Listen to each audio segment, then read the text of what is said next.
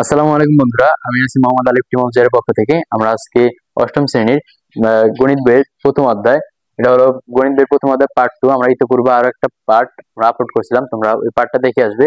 আমাদের ডেসক্রিপশন বক্সে লিংক দেওয়া থাকবে, অথবা তোমরা আমাদের চ্যানেলটা ভিজিট করতে পারো। তাহলে আমরা আজকে আলোচনা করবো কি নিয়ে? আমরা আজকে আলোচনা করব মৌলিক সংখ্যা, যেটা আছে যে মৌলিক সংখ্যা, ওই মৌলিক সংখ্যা নিয়ে। আর ইরাটোস্থেনিসের ছাঁকনি আর ফিবোনাচ্চি সংখ্যা নিয়ে আজকে আমরা আলোচনা করব।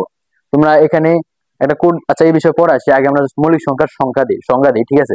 মৌলিক সংখ্যার সংজ্ঞা দিতে গেলে এটা বলা যায় যে মৌলিক সংখ্যা হলো ওই সকল স্বাভাবিক সংখ্যা যে সকল সংখ্যার মৌলিক সংখ্যা হলো ওই সকল স্বাভাবিক সংখ্যা যে সকল সংখ্যার এক আর ওই সংখ্যা ছাড়া অন্য কোনো গুণনীয়ক নেই। ওই সকল সংখ্যাকেই বলা হয় মৌলিক সংখ্যা। যেমন আমরা মৌলিক সংখ্যা বলতে পারি দুই মৌলিক সংখ্যা বলতে পারি, তিন, 2, 3, 5, 7, এগুলো মৌলিক সংখ্যা। এগুলো মৌলিক সংখ্যা কেন?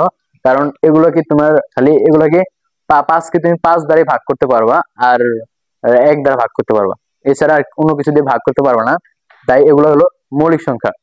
তাহলে আমরা এই যে নাম্বারটা দেখতে পাচ্ছ, এত বড় একটা কোডের মতো, তোমরা এই কোডটা মুখস্থ করে নিবে যে 42, 22, 3, 22, 3, 21। তোমরা এটা মুখস্থ করে নিবা। কেন মুখস্থ করবা? কারণ এটার ভিতরে একটা আর কি আছে যে তোমরা এগুলো সবগুলো যোগ করলে 25 পাবা।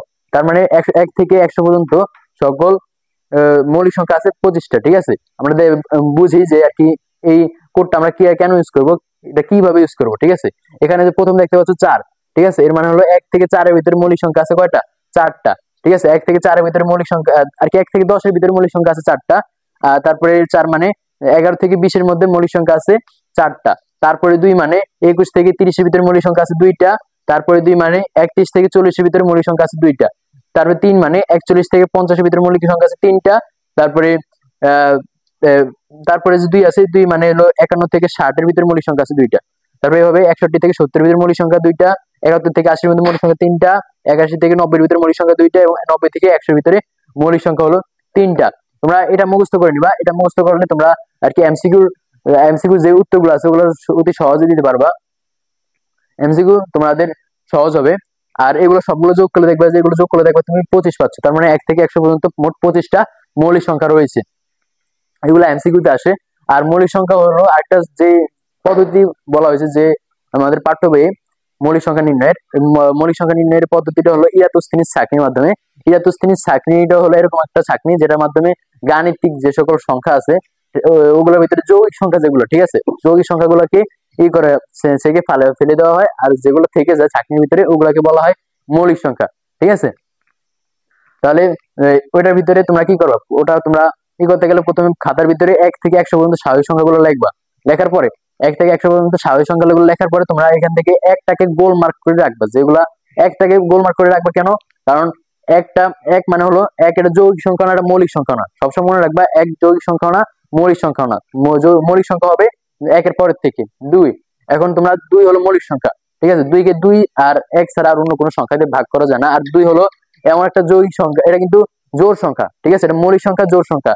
এটা কিন্তু জোড় মৌলিক সংখ্যা, ঠিক আছে? একমাত্র জোড় মৌলিক সংখ্যা হলো 2, আর কোনো জোড় সংখ্যা মৌলিক সংখ্যা না, খালি 2টাই হলো জোড় মৌলিক সংখ্যা। তাহলে তোমরা 2 এর যে গণিতক গুলো আছে 1 থেকে 100 পর্যন্ত, ওই গণিতক গুলাকে তুমি কেটে ফেলবা, ঠিক আছে? এবার ক্রস করে কেটে ফেলবা। যেমন 2 দুগুণে 4, ঠিক আছে, 4 কাটবা। তারপরে 3 দুগুণে 6, 6 কাটবা। 4 দুগুণে 8, 8 কাটবা। এইভাবে তুমি 1 থেকে 100 পর্যন্ত কাটবা। কাটার পরে তারপরে তুমি কাটবা তারপর মৌলিক সংখ্যা কোনটা? 2 এর পর মৌলিক সংখ্যা হলো 3, তোমরা 3 কাটবা। যেমন 3 দুগুণে 6, 6 অলরেডি কাটবা, ঠিক আছে? তবে 3 3 আর 9, 9 কাটবা, ঠিক আছে? এভাবে কাটবা। 7 কাটবা। তারপরে 3 এর পর 5 আছে, 5 এর গণিতক গুলো কাটবা, 7 এর গণিতক গুলো কাটবা। এভাবে কাটার ফলে তুমি সর্বশেষে যে সকল এইগুলো তুমি পাবা, সংখ্যাগুলো পাবা তোমার এর ভিতরে, এই ছাঁকনির ভিতরে অবশিষ্ট থাকবে, ওগুলো কিন্তু হলো কি মৌলিক সংখ্যা। এটা হলো একটা সহজ একটা মেথড, ঠিক আছে? এটাকে বলা হয় ইরাটোস্থেনিস ছাঁকনির মাধ্যমে। আমরা দেখালাম না, এখানে তোমাদের বইতেই আছে এটা আঁকা। তাহলে তারপরে আমরা আসি যে তোমরা এখানে দেখতে পাচ্ছ আমরা উদাহরণ 2টাকে আমরা সমাধান করেছি। উদাহরণ 2 সমাধান করছি। উদাহরণ 2 বলছিল যে এই ক্রমটা দেওয়া ছিল, অনুক্রম বা এটা দেওয়া ছিল, সংখ্যাগুলো দেওয়া ছিল। বলছে যে এই এর পরবর্তী, ঠিক আছে, পরবর্তী সংখ্যাটা কি, ওই অনুক্রমের পরবর্তী সংখ্যাটা কি। আমরা এই অনুক্রমের পরবর্তী সংখ্যাটা বের করার জন্য আমরা প্রথমে এগুলো পার্থক্য বের করছি। যেমন 1 আর 4 এর ভিতরে পার্থক্য হলো 3, তারপরে 4 আর 9 এর ভিতরে পার্থক্য হলো 5, আবার 9 আর 16 এর ভিতরে পার্থক্য হলো 7, 16 আর 25 এর ভিতরে পার্থক্য হলো 9।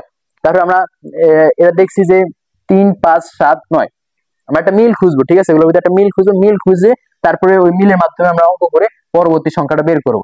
তাহলে আমরা এই 3, 5, 7 এর 9 এর ভিতরে আমরা মিল দেখতে পাচ্ছি যে প্রতি ক্ষেত্রে পার্থক্য 2 করে বৃদ্ধি পাচ্ছে। যেমন 3 এর সাথে 2 যোগ করলে আমরা 5 পাই, 5 এর সাথে 2 যোগ করলে 7 পাই, 7 এর সাথে 2 যোগ করলে আমরা 9 পাই। তেমনি আমরা 9 এর সাথে যদি আমরা 2 যোগ করি তাহলে পাবো কত? 11। তাহলে 11 কে যদি আমরা 25 সাথে যোগ করি তারপর আমরা পরবর্তী সংখ্যাটা পেয়ে যাব।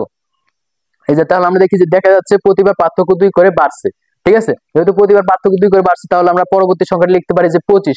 25 প্লাস আমরা পার্থক্য আগে বের করব 25, আর পরবর্তী সংখ্যার পার্থক্য হবে কত? 9 এর সাথে আমরা 2 যোগ করলে যত হবে তত। তাহলে 9 এর সাথে 2 যোগ করলে আসলে কত?